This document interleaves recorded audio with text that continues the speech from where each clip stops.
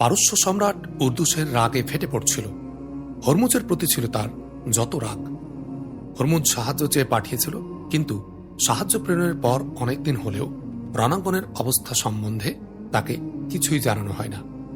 সে দরবারে বসলে মনে হতো মানুষ নয়, বরং রাগ কুণ্ড পাকিয়ে বসে আছে। মহলের কোথাও থাকলে তার অবস্থা এই দাঁড়াতো যে বসতে বসতে হঠাৎ উঠে দাঁড়াতো এবং দ্রুত সারা মহল পায়চারি করে ফিরত। পথে কেউ সামনে পড়লে বিনা কারণে তার উপর রাগ ঝাড়ত। একদিন সে উদাস মনে শাহী বাগিচায় পায়চারি করছিল। হঠাৎ তাকে জানানো হয় যে কারেনের দূত এসেছে। সে দ্রুত এসেছে। সে দূতকে ডেকে পাঠাবার পরিবর্তে নিজেই এক প্রকার তার দিকে ছুটে যায়। কারেন ওই মরুশিয়ালদের পিষে ফেলেছে? উর্দুসের জানতে চাই। মহামান্য সম্রাট, দূত বলে, জীবন ভিক্ষা চাই। জনাবের এ গোলাম কোনো শুভ সংবাদ বয়ে আনেনি। তবে কি কারেনও সাহায্য চেয়ে পাঠিয়েছে? উর্দুসেরের কণ্ঠে উদ্বেগ ও উৎকণ্ঠা ঝরে পড়ে। না মহামান্য সম্রাট, দূত বলে, সেনাপতি হরমুজ মুসলমানদের হাতে নিহত হয়েছে।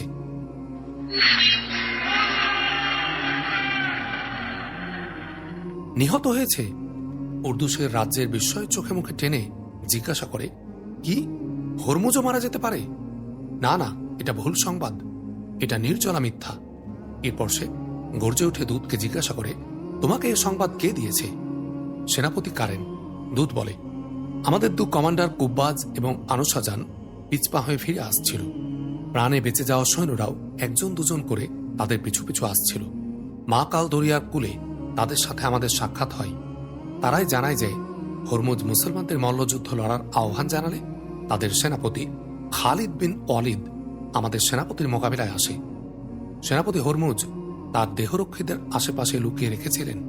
তাদের দায়িত্ব ছিল মুসলমানদের সেনাপতিকে ঘেরাও করে হত্যা করা। তারা তাকে কৌশলে বৃত্তাকারে ঘিরেও নিয়েছিল, কিন্তু আচমকা এক অশ্বারোহীর উদয় হয়।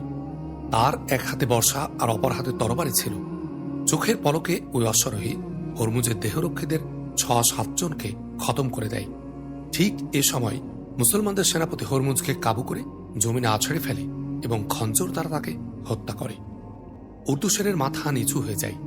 সে ধীর পদক্ষেপে মহল লক্ষ্যে এগিয়ে চলে।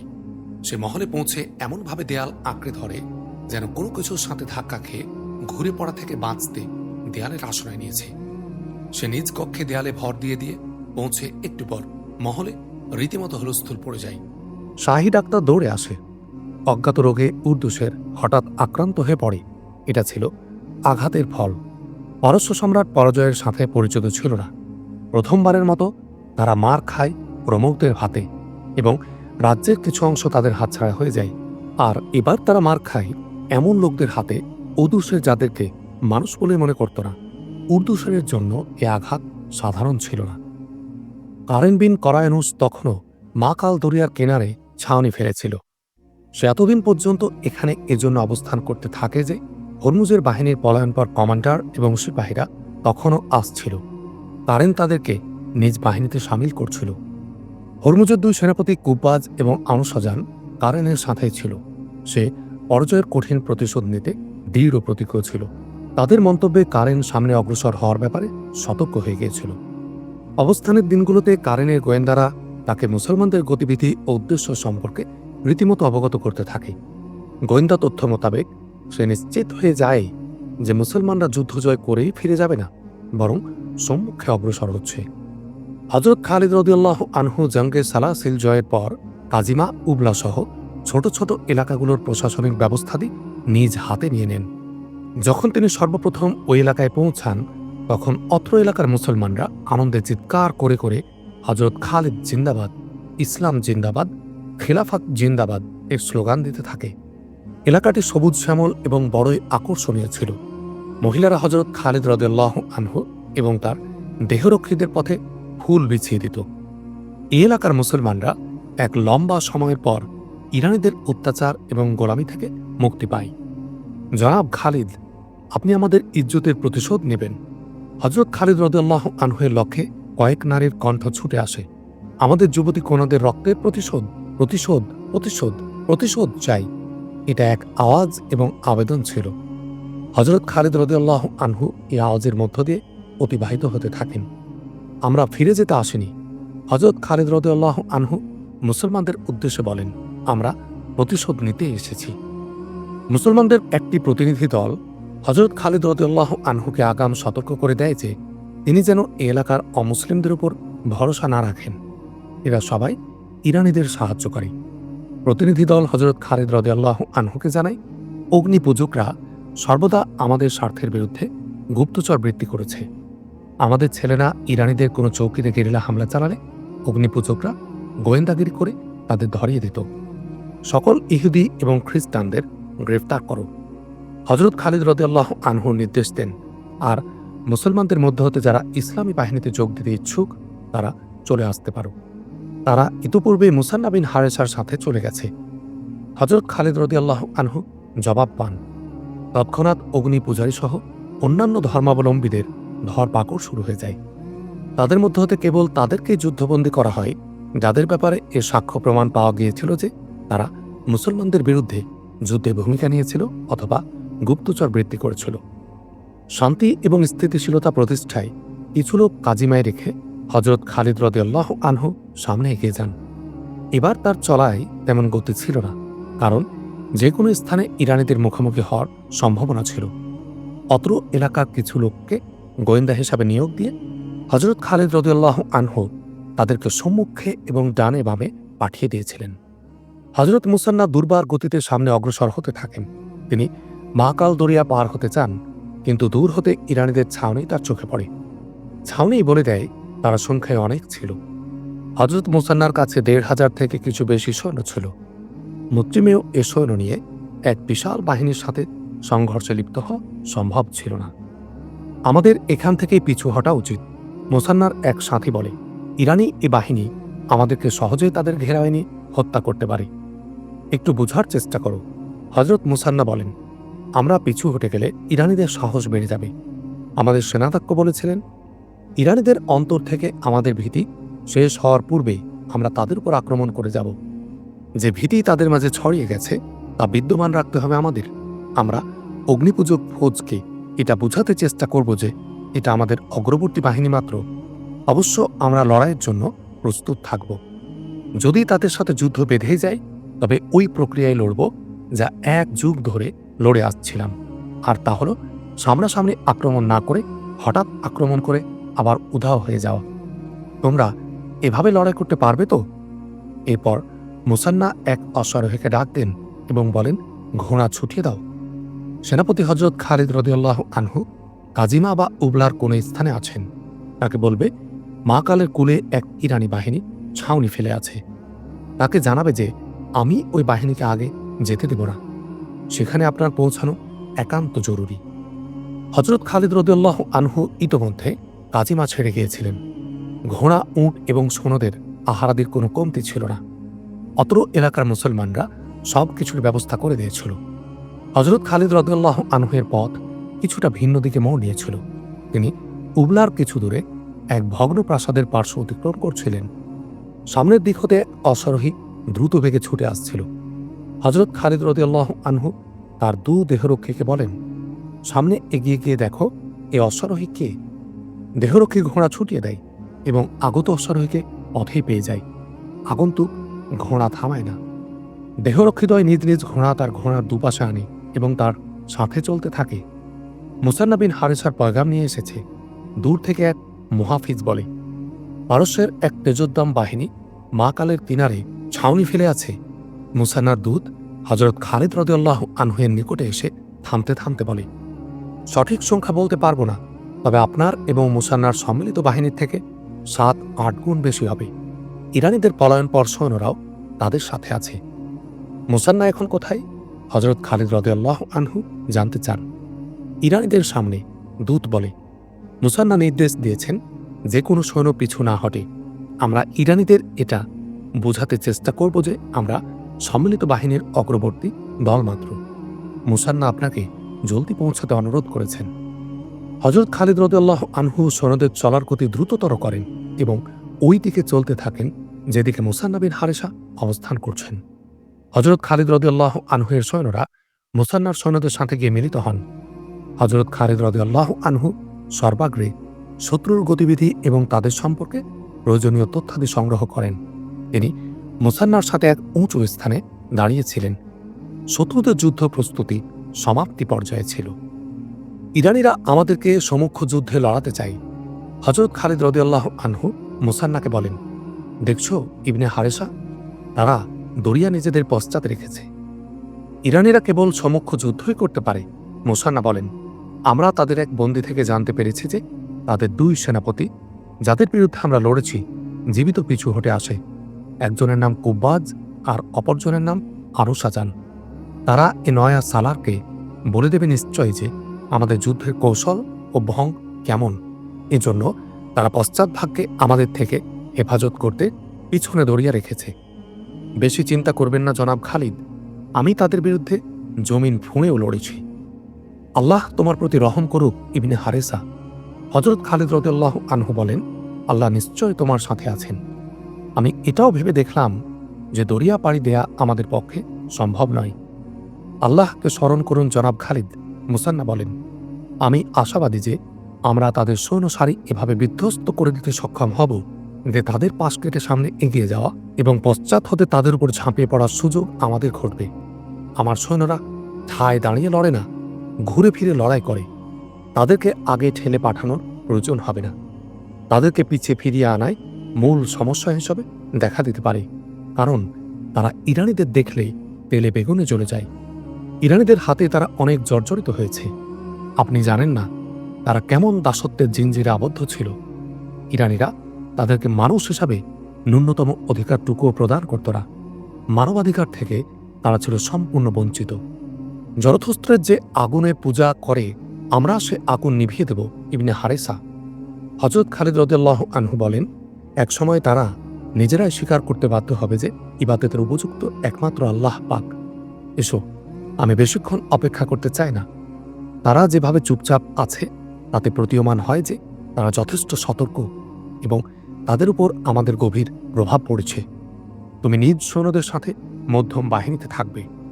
ঐতিহাসিকগণ লেখেন যে হযরত খালিদ রাদিয়াল্লাহু আনহু সম্ভাব্য কৌশল সম্পর্কে অনেক ভাবেন, কিন্তু ইরানিদের বর্তমান সেনাপতি কারেন বড়ই শেয়ানা ছিল। সে হযরত খালিদ রাদিয়াল্লাহু আনহুর লড়াইয়ের কৌশল সম্পর্কে জেনে গিয়েছিল। কারেন পরাজিত দু সালার কুব্বাজ ও আনুসাজানকে দুই পার্শ্ব বাহিনীর দায়িত্বে রেখে নিজের বাহিনীকে সামনে নিয়ে যায়। তার বাহিনীর ভাবই ছিল আলাদা। দেখলেই বোঝা যেত শাহী ফৌজ। তাদের পায়ের নিচের মাটি প্রকম্পিত হতো। এদিকে ইয়াসরিবের সাদামাটা বাহিনী ছিল। বাহ্যিকভাবে তাদের মাঝে কোনো ভাব ছিল না। ইরানিদের বিপরীতে মুসলমানদের হাতিয়ারও কম ছিল, পোশাকও সাদামাটা।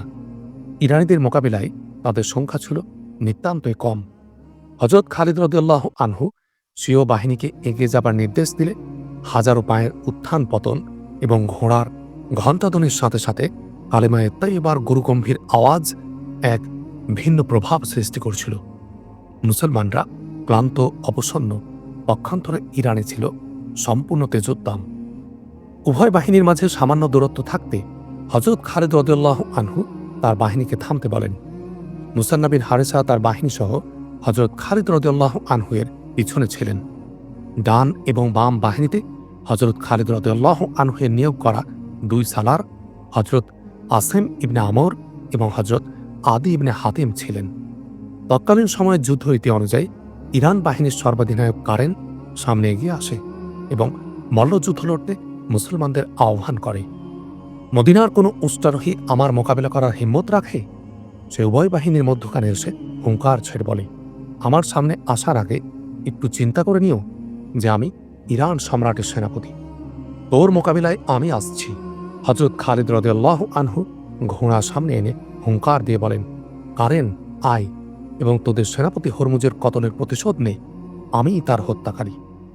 হযরত খালিদ রাদিয়াল্লাহু আনহু তখনও কারেন থেকে কিছুটা দূরে ছিলেন। ইতোমধ্যে হযরত খালিদ রাদিয়াল্লাহু আনহুয়ের পশ্চাৎ হতে একটি ঘোড়া তীব্র গতিতে বেরিয়ে আসে এবং তার পাশ দিয়ে চলে যায়। পিছনে থাকুন জনাব খালিদ।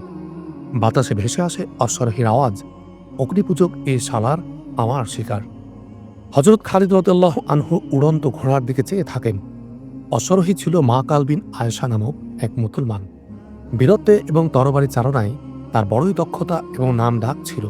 এটা নিয়ম বহির্ভূত ছিল যে কোনো সিপাহী বা অশ্বরোহী নিজের সেনাপতির উপর মর্যাদা লাভ করতে চেষ্টা করবে, কিন্তু এ সময়টা এমনই নাজুক ছিল যে ভৃত্য মনিব এবং ধনী গরিব সবাই এক হয়ে গিয়েছিল। প্রতিটি সিপাহী এবং অশ্বারোহী জিহাদের লক্ষ্যবুদ্ধ। যে প্রেরণা সাধারণ সিপাহীদের মধ্যে ছিল তা একজন সালারের মাঝেও ছিল। মাকাল ইবনে আয়েশা এটা সহ্য করতে পারে না যে তার সালার এক অগ্নিপূজকের হাতে আহত কিংবা নিহত হবেন। হযরত খালিদ রাদিয়াল্লাহু আনহু তার প্রতিটি সৈন্যের জজবা অনুধাবন করতেন। তিনি থেমে যান। তিনি ওই সৈন্যের জজবা আহত করতে চান না। মাকালের ঘোড়ায় বিদ্যুৎ গতি ছিল। ঘোড়া ইরান দলপতি কারেনকে ছেড়ে যায়। মাকাল আগে গিয়ে ঘোড়া পিছন দিকে ফিরান এবং কারেনকে আহ্বান জানান। কারেন প্রথম থেকে হাতে তলোয়ার নিয়ে প্রস্তুত ছিল। তার মাথায় জিঞ্জির বিশিষ্ট শিরস্ত্রাণ এবং শরীরের উপরাংশ বর্মাচ্ছাদিত ছিল। তার পায়ের মোটা চামড়ার আবরণ জড়ানো ছিল। তার চেহারায় প্রতিশোধের নিদর্শনের পরিবর্তে অহংকার ঠিকরে পড়ছিল। যেন তার এ নিশ্চিত বিশ্বাস ছিল যে শরীরস্থ লোহা এবং চামড়ার এ পোশাক তাকে মুসলমানদের তলোয়ার থেকে অবশ্যই রক্ষা করবে। কারেন ঘোড়ার বাগে হালকা ঝাঁকি দেয়। উভয়ের ঘোড়া পরস্পরকে ঘিরে এক দুবার চক্কর দিয়ে মুখোমুখি এসে দাঁড়ায়। আয় আগুন পূজারী, মাকাল অতি উচ্চ আওয়াজে বলে, আমি এক সাধারণ সিপাহী, সালার নই। কারেনের চেহারায় অহমিকার চিহ্ন আরো গভীরভাবে ফুটে ওঠে। এক ঘোড়া আরেক ঘোড়ার দিকে এগিয়ে যায়। দুজনেরই তলোয়ার উঁচু হয়। প্রথম আঘাত উভয়ের তলোয়ারে এবং দুজনে পেছনে সরে যায়। দ্বিতীয়বারের মতো আবার তারা মুখোমুখি হয়। বাতাসে তলোয়ারের আরেকবার সংঘর্ষ হয়। এরপরে ঘোড়া থেকে পিছনে এবং ঘুরে ঘুরে একে অপরের দিকে আসে। উভয় পক্ষের প্রতি আক্রমণ করতে থাকে। শেষবার কারেন তলোয়ার উঁচু করলে মাকাল তার আক্রমণ ঠেকানোর পরিবর্তে তার বগল বর্ম থেকে খালি রেখে তলোয়ার বর্ষার মতো করে তার বগলে এত জোরে মারে যে তলোয়ার কারেনের শরীরের অনেক ভেতরে চলে যায়। কারেনের এই হাতেই তলোয়ার থাকায় তলোয়ার তার হাত থেকে দূরে ছিটকে পড়ে। কারেন ঘোড়ার একদিকে কাত হয়ে যায়। ঝুঁকে যাওয়ার দরুন কারেনের গর্দান মাকাল দেখে ফেলে। শিরস্ত্রাণের ঝুলন্ত জিঞ্জির তখন গলা থেকে সরে গিয়েছিল। মাকাল মোক্ষম সুযোগ হাতছাড়া করে না। দেহের সমস্ত শক্তি হাতে জমা করে তার গর্দান লক্ষ্যে এমন ভীম আঘাত করে যে গর্ব আর অহমিকাপূর্ণ গর্দান কেটে আলাদা হয়ে যায়। মুসলিম শিবির থেকে ধন্যবাদ, প্রশংসা এবং আল্লাহু আকবার নারার গগন বিদারী বজ্রধ্বনি উঠতে থাকে। কারেনের ধর্ষণ্য কর্তৃত মস্তক জমিনে পড়েছিল। তার জিঞ্জির বিশিষ্ট শিরস্ত্রাণের নিচে রাষ্ট্রীয় মর্যাদাসূচক 1,00,000 দিরহাম মূল্যের টুপি ছিল। এমন দামি টুপি হরমুজের মাথায়ও ছিল। কারেনের মন্টুশূন্য দেহ ঘোড়ার পিঠ থেকে হেলে পড়ে, কিন্তু তার এক পা ঘোড়ার পাদানিতে আটকে যায়। মাকাল কারেনের ঘোড়ায় মৃদু আঘাত করে। ঘোড়া আঘাত খেয়ে দৌড়াতে শুরু করে এবং কারেনের লাশ জমিনে টেনে হিঁচড়ে ফিরতে থাকে। ঘোড়া ছিল নিয়ন্ত্রণহীন। ইরান সিপাহ সালারের এমন নির্মম মৃত্যু এবং পরিণতি দেখে ইরান শিবিরে মৃত্যুর নীরবতা ছেয়ে যায়। অগ্নিপূজারীদের কাতার ডিঙ্গিয়ে দুটি ঘোড়া সামনে আসে। একটিতে চেপেছিল ইরান সালার কুব্বাজ, আর অপর ঘোড়ায় বসা ছিল সেনাপতি আনু সাজান। কার বুকের পাটা আছে আমাদের মোকাবিলা করার? অশ্বারোহী দুজনের হুঙ্কার ভেসে আসে। আমরা সেনাপতি হত্যার প্রতিশোধ নিতে দৃঢ় প্রতিজ্ঞাবদ্ধ। আমি একাই তোদের দুজনের জন্য যথেষ্ট। হযরত খালিদ রাদিয়াল্লাহু আনহু শত্রুদের আহ্বানে সাড়া দিয়ে বলেন এবং ঘোড়া ছুটিয়ে দেন। আচমকা হযরত খালিদ রাদিয়াল্লাহু আনহুর পশ্চাৎ হতে দুটি ঘোড়া এসে তার ডান বাম দিক দিয়ে দ্রুত সামনে বেরিয়ে যায়। এক অশ্বারোহীর এ আহ্বান হযরত খালিদ রাদিয়াল্লাহু আনহুর কানে পৌঁছে, পিছে থাকুন জনাব খালিদ, এ দুসালার আমাদের বাহুবল একবার প্রদর্শন করেছে। এবার আমরা তাদের পালাবার সুযোগ দিব না। অপর অশ্বারোহীর উক্তি বাতাস বয়ে এনে হযরত খালিদ রাদিয়াল্লাহু আনহুর কানে পৌঁছে দেয়। হযরত খালিদ রাদিয়াল্লাহু আনহু ছোটন্ত দু অশ্বারোহীকে চিনতে চেষ্টা করেন।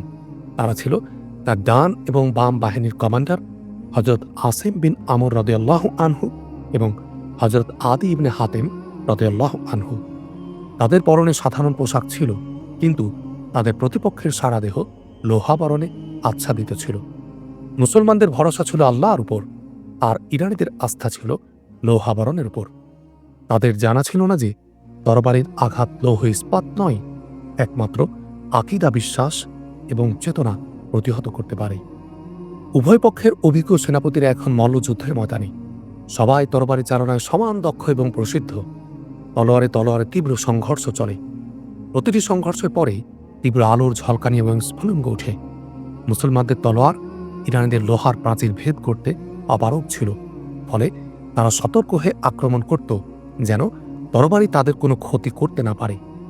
হযরত আসেম এবং হযরত আদি রাদিয়াল্লাহু আনহুমা এ আশায় থাকেন যে শত্রুর কোনো দুর্বল এবং অরক্ষিত স্থান প্রকাশ পেলে হযরত মাকালের মতো তারা সেখানে আক্রমণ করবেন। পরিশেষে তারা পালাক্রমে শত্রুর নিকটে এগিয়ে গিয়ে তাদেরকে উপর দিক হতে আক্রমণের সুযোগ করে দেন। অগ্নিপূজক উভয় সালার এই ভুলই করে যা ইতিপূর্বে কারেন করেছিল। তারা আক্রমণ করতে তরবারি উঁচু করলে মুসলিম সালারদের তরবারি সোজা তাদের বগলে ঢুকে যায় এবং তাদের উঁচু করা তরবারি উপর থেকে মাটিতে ছিটকে পড়ে, প্রতিপক্ষের উপরটা পতিত হয় না। হযরত খালিদ রাদিয়াল্লাহু আনহু যখন দেখেন যে ইরানিদের সর্বাধিনায়ক নিহত এবং দুই পার্শ্ব বাহিনীর ওই সালারদ্বয় নিহত, যাদের দায়িত্ব ছিল পুরো ফৌজকে সুশৃঙ্খলভাবে লড়ানো, তখন তিনি তার বাহিনীকে একযোগে ইরানিদের উপর ঝাঁপিয়ে পড়ার নির্দেশ দেন। পূর্ব পরাজয়ের গভীর ক্ষত এবং তার মারাত্মক প্রভাব তখন ইরানিদের অন্তরে গেঁথেছিল। সেই সাথে এবার চোখের সামনে তাদের সর্বোচ্চ ৩ নেতাকে এভাবে চরম ও নির্মমভাবে নিহত হতে দেখে তাদের পূর্বভীতি কয়েকগুণ বৃদ্ধি পায়। দেখতে দেখতে সমস্ত সৈন্যদের মাঝে উদ্বেগ এবং ভীতি ছড়িয়ে পড়ে। ভাঙ্গা হৃদয় হলেও মুসলমানদের এগিয়ে আসতে দেখে তারাও দাঁড়িয়ে যায়। তাদের এক বাড়তি শক্তি এই ছিল যে পশ্চাতে দরিয়া থাকায় তারা পিছন দিক থেকে সম্পূর্ণ নিরাপদ ছিল। আরেকটি লাভ এই ছিল যে দরিয়ায় অসংখ্য নৌযান নোঙ্গর করা ছিল, এগুলো চড়েই তারা এপার এসেছিল। বিপর্যয়কর অবস্থা দেখে দিলে এই নৌযানে চড়ে তারা নিরাপদ এলাকায় চলে যেতে পারবে বলে ভেবে রাখে। তাদের বিন্দুমাত্র এই ধারণা ছিল না যে মুসলমানরা পিছন দিক থেকেও আসতে পারে। হযরত খালিদ রাদিয়াল্লাহু আনহুর আক্রমণের ভঙ্গি একযোগে চড়াও হওয়া কিংবা এলোপাতাড়ি ঝাঁপিয়ে পড়া ছিল না। তিনি পুরো বাহিনীকে প্রথম চোটে ব্যবহার করেন না। তিনি মধ্যম বাহিনীকে পালাক্রমে সামনে পাঠান এবং তাদেরকে এই কৌশল শিখিয়ে দেন যে শত্রুদের বেশি ভেতরে যাবে না, বরং তাদেরকে টোপ দিয়ে সাথে আনার চেষ্টা করবে। এর সাথে তিনি দুপার্শ্ব বাহিনীকে এমনভাবে ছড়িয়ে দেন যেন তারা গিয়ে শত্রুপক্ষের পার্শ্ব বাহিনীতে আঘাত হানতে পারে। আক্রমণের ভিড়ে শত্রু বাহিনীর সর্বাধিনায়ক এবং 2 জাদরেল সালারের লাশ ঘোড়ার পদতলে পিষ্ট হতে থাকে। এটা ছিল পারস্য সাম্রাজ্যের অহমিকা, গর্ব, যা মুসলমানদের ঘোড়ার পায়ের নিচে নিষ্পেষিত হতে থাকে।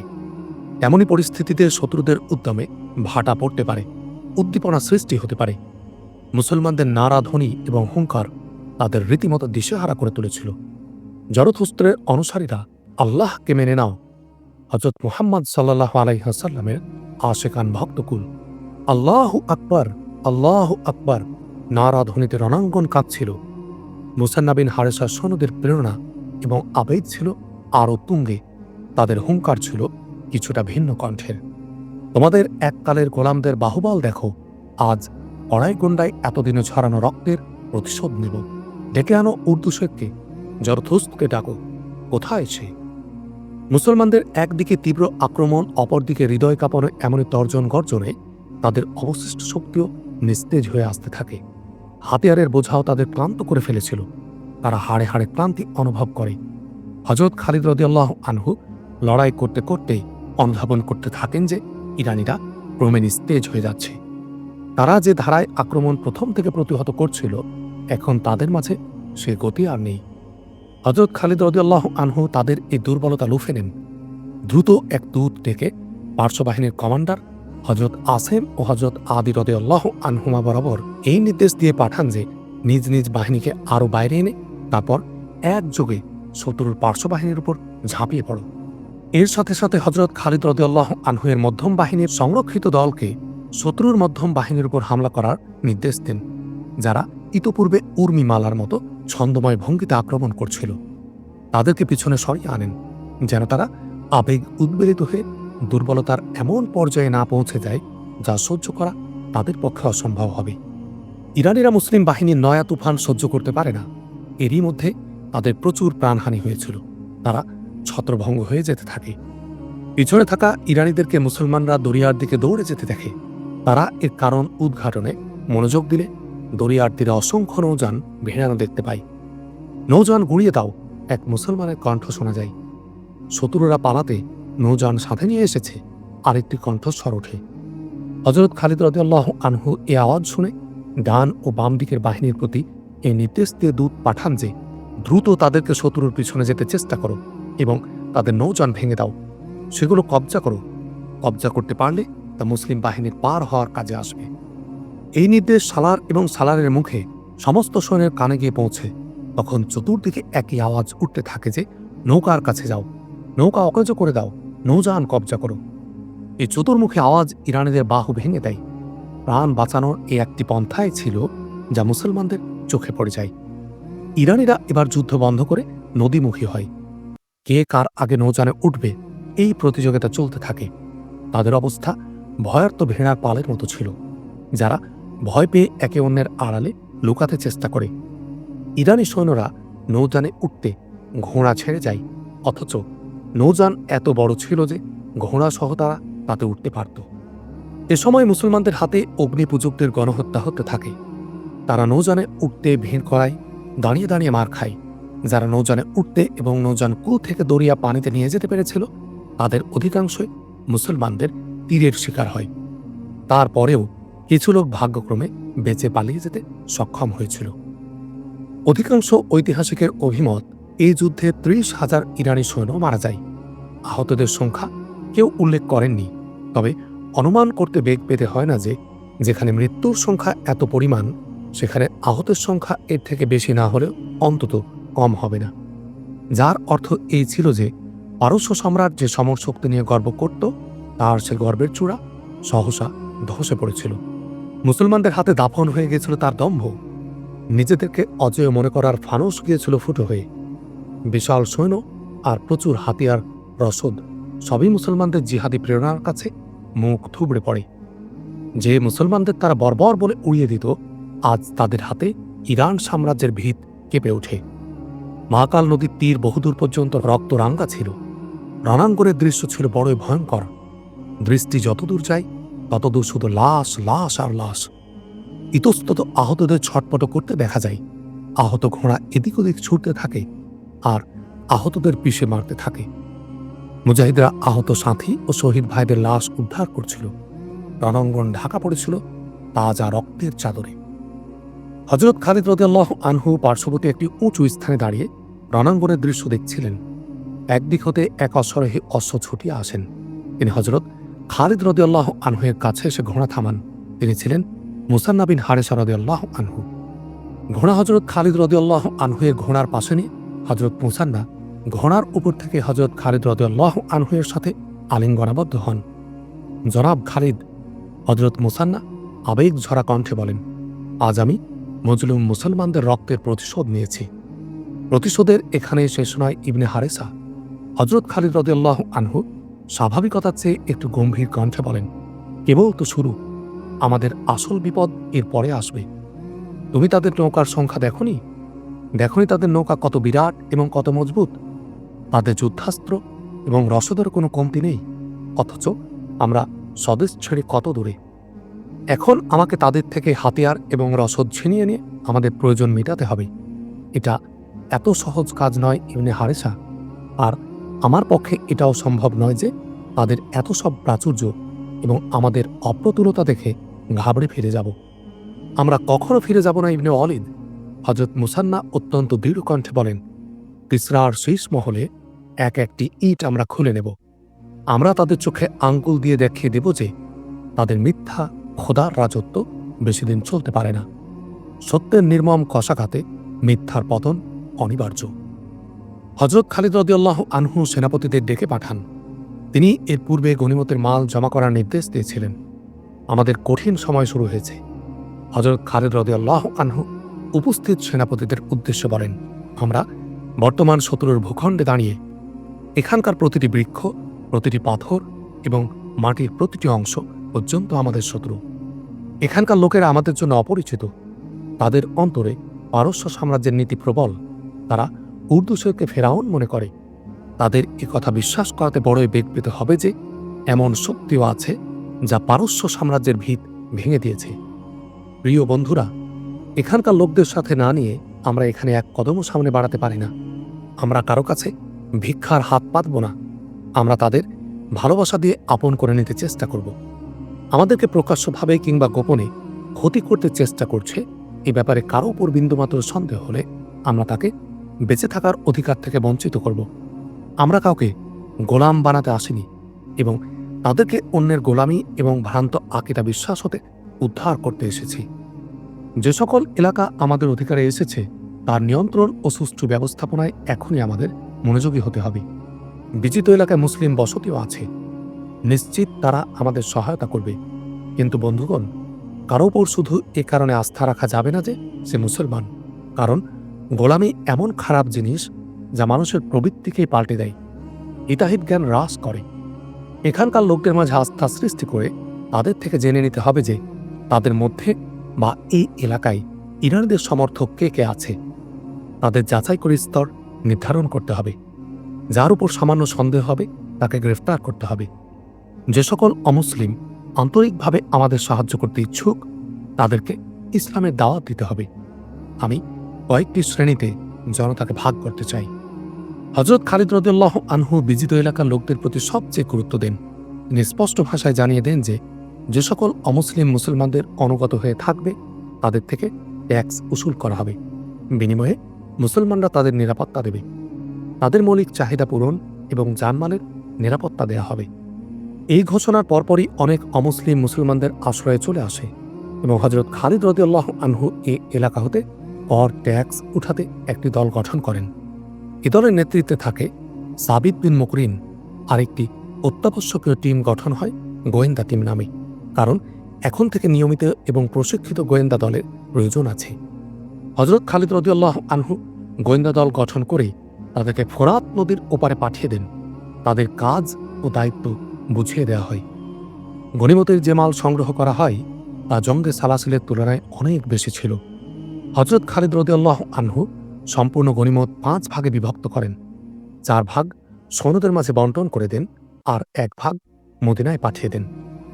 ঐতিহাসিকরা লেখেন, এরপর থেকে হযরত খালিদ রাদিয়াল্লাহু আনহু এত চিন্তিত ও গম্ভীর হয়ে যান যা ইতপূর্বে তার জীবনে দেখা যায়নি। 633 খ্রিস্টাব্দের মে মাসের প্রথম সপ্তাহ, 12 হিজরির সফর মাসের তৃতীয় সপ্তাহ, জরথোস্ত্রের অনুসারীদের জন্য ফোরাতের সবুজ শ্যামল এলাকাটি এদিন জাহান্নামে পরিণত হয়।